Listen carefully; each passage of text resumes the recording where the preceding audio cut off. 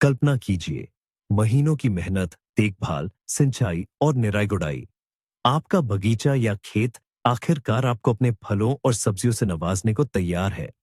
लेकिन क्या होगा अगर मैं कहूं कि आखिरी पलों में एक छोटी सी गलती आपकी आधी फसल बर्बाद कर सकती है? यह कोई डरावनी कहानी नहीं, बल्कि कई बागवानों और किसानों के लिए एक कड़वी सच्चाई है। आज हम कटाई करते समय की जाने वाली टॉप 7 गलतियों पर बात करेंगे, जो जीत को निराशा में बदल सकती है। और मैं वादा करता हूं, इनमें से कुछ आपको हैरान कर देंगे। फसल की कटाई एक लंबी यात्रा का सरल और सुखद अंत लगती है। हम फिल्मों में देखते हैं कि लोग मुस्कुराते हुए कैसे एकदम सही सेब या टमाटर तोड़ते हैं। लेकिन इस मनमोहक तस्वीर के पीछे एक पूरा विज्ञान छिपा है। हमारे पूर्वज जानते थे, फसल काटना सिर्फ डाली से तोड़ना नहीं है। यह एक ऐसा अनुष्ठान है जिसके लिए ज्ञान और सही तरीके की जरूरत होती है। इन नियमों का पालन न करने पर ही दिखने में रसीले और ताजे फल भी कुछ ही दिनों में सड़ने लगते हैं। सबसे पहली और सबसे बड़ी गलती जो अक्सर हमें धोखे में डाल देती है, वह है समय का सही अंदाजा न लगा पाना। यानी या तो जल्दबाजी करना या फिर बेवजह देर करना। हमें लगता है कि एक दिन से क्या ही बिगड़ जाएगा, लेकिन यह सिर्फ एक भ्रम है। आइए पहले जल्दबाजी को समझते हैं। आप अपने लगभग पके टमाटर को देखते हैं और सोचते हैं, आज तोड़ लेता हूं, घर पर पक जाएगा, ऐसे ज्यादा सुरक्षित रहेगा। क्या यह जाना पहचाना लगता है? यह एक बहुत बड़ी भूल है। समय से पहले तोड़ा गया फल कभी भी अपना पूरा स्वाद और गुणवत्ता हासिल नहीं कर पाता। हाँ, वह खिड़की पर लाल हो सकता है, लेकिन यह सिर्फ पकने का दिखावा होगा। अंदर से वह खट्टा, कच्चा और पानी जैसा ही रहेगा। सारे शर्करा, सभी विटामिन और खुशबूदार तत्व पौधा टहनी पर रहते हुए पकने के आखिरी दिनों में ही जमा करता है। इसे जल्दी तोड़कर आप अनजाने में ही खुद को सबसे बेशकीमती स्वाद और गुणों से वंचित कर लेते हैं। दूसरी चरम सीमा है देरी। आप सोचते हैं, एक दिन और लटका रहने दो और मीठा हो जाएगा। और देखते ही देखते आपका कुरकुरा और स्वादिष्ट खीरा एक पीले, मोटे, सख्त छिलके वाले और बड़े बीजों वाले बेस्वाद खीरे में बदल जाता है। वहीं आपकी रसीली स्ट्रॉबेरी घर पहुंचने से पहले ही एक नरम, बेजान लुगदी बन जाती है। ज्यादा पके हुए फल न केवल अपना स्वाद और बनावट खो देते हैं, बल्कि पौधे को यह भी संकेत देते हैं, हमारा काम हो गया है, अब और फल देने की जरूरत नहीं। और इस तरह आप अगली फसल से भी हाथ धो सकते हैं। इसलिए यहाँ का मुख्य रहस्य है अपनी फसलों का बारीकी से निरीक्षण करना और उन्हें समझना। पकने के इस सुनहरे पल को पहचानना सचमुच एक कला है। अब आते हैं दूसरी सबसे बड़ी गलती पर, और वो है सही औजारों का इस्तेमाल न करना। कई माली सोचते हैं, मेरे हाथ ही तो मेरा सबसे बढ़िया औजार है, और वे फल तोड़ते समय उन्हें मरोड़ते हैं, खींचते हैं या बस झटके से अलग कर देते हैं, यह मानकर कि यही सबसे आसान और प्राकृतिक तरीका है। लेकिन सच कहूं तो यह पौधे के साथ सरासर ज्यादती है। जरा सोचिए, जब आप टमाटर या मिर्च को खींचकर तोड़ते हैं, तो डंठल वाली जगह पर एक अधूरी और फटी हुई चोट रह जाती है। ये किसी इंसान के खुले घाव की तरह है। इस फटी हुई जगह से तुरंत तरह तरह के इन्फेक्शन, फंगस और बैक्टीरिया पौधे में घुस जाते हैं। पौधा तनाव में आ जाता है और अपनी सारी ताकत नए फल बनाने में लगाने की बजाय उस चोट को ठीक करने में खर्च कर देता है। कई बार तो यह इतना बीमार पड़ जाता है कि मर ही जाता है। इतना ही नहीं, आप खुद फल को भी नुकसान पहुंचा रहे होते हैं। अक्सर फल को खींचकर तोड़ने पर उसकी डंठल वाली जगह पर बारीक दरारें पड़ जाती हैं। ये दरारें आपको शायद दिखें भी नहीं, लेकिन इन्हीं जगहों से 1-2 दिन में फल सड़ना शुरू हो जाता है।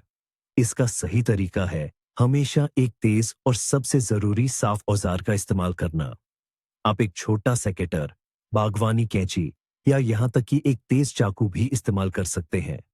एक बार में साफ और सटीक कट लगाकर आप थोड़ी सी डंठल फल पर छोड़ देते हैं।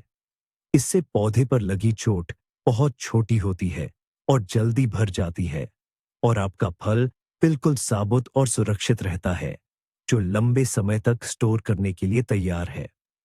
ये कोई दिखावा नहीं, बल्कि आपके बाग की एक जरूरी सर्जरी है।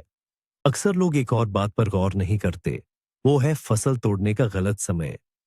आपको लग सकता है कि खीरा सुबह तोड़ें या दोपहर में, क्या फर्क पड़ता है? लेकिन यह अंतर बहुत बड़ा है। दोपहर की तपती धूप में फसल तोड़ना सबसे खराब काम है। याद कीजिए, तेज धूप में पत्तियां कैसी दिखती है? वे थोड़ी मुरझा जाती है और अपनी ताजगी खो देती है। फलों के साथ भी बिल्कुल ऐसा ही होता है। चिलचिलाती धूप में पौधा तेजी से नमी खोता है और फल थोड़े कम रसीले कड़े हो जाते हैं। वे उस समय तनाव में होते हैं। उन्हें इस तनाव की अवस्था में तोड़ने से आप एक तरह से इस तनाव को फलों के अंदर कैद कर लेते हैं। ऐसी उपज कम समय तक ताजा रहेगी और जल्दी मुरझा जाएगी। अधिकांश फसलों को तोड़ने का सबसे अच्छा समय सुबह सुबह का है, ठीक ओस हटने के बाद। रात भर में पौधे आराम करते हैं, नमी सोखते हैं और ठंडे हो जाते हैं।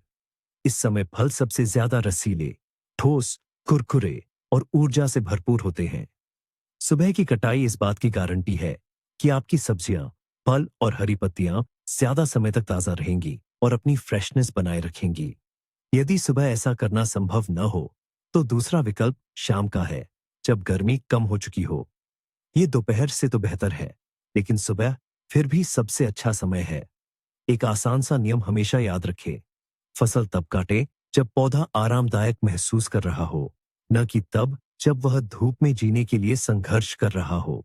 एक और ऐसी गलती है जो हमें तुरंत नजर नहीं आती, पर जिसका नतीजा बेहद खराब होता है, अपनी ताजी तोड़ी हुई फसल या उपज को सही से न संभालना। हम अक्सर जल्दबाजी करते हैं और इसके नतीजों के बारे में सोचते नहीं। जरा सोचिए, आप सेब तोड़ते हैं और उन्हें ऊंचाई से सीधे बाल्टी में फेंक देते हैं, या नरम सब्जियों को लकड़ी के गट्ठरों की तरह एक के ऊपर एक ढेर लगा देते हैं, या टमाटरों से भरी बाल्टी को सीधा डिब्बे में पलट देते हैं। क्या ये सब जाना पहचाना नहीं लगता? ऐसा हर काम फल या सब्जी को अंदरूनी चोट पहुंचाता है। हमें लगता है कि अगर बाहर से छिलका ठीक है तो सब सही है, पर ऐसा नहीं है।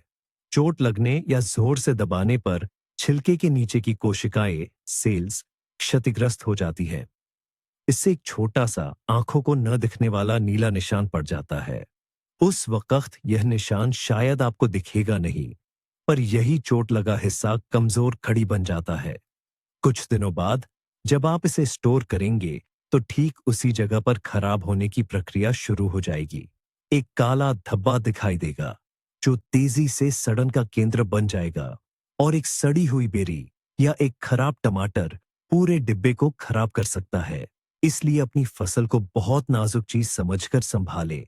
फलों को फेंकिए नहीं, बल्कि उन्हें धीरे से और सावधानी से बर्तनों में रखें। बहुत ऊंचे ढेर न लगाए, ताकि नीचे की परतें ऊपर वालों के वजन से दबकर खराब न हो।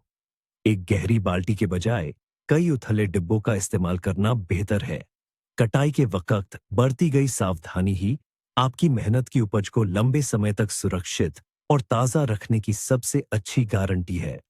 अब बात करते हैं मौसम की, क्योंकि यह अक्सर हमारी योजनाओं में बदलाव ला देता है।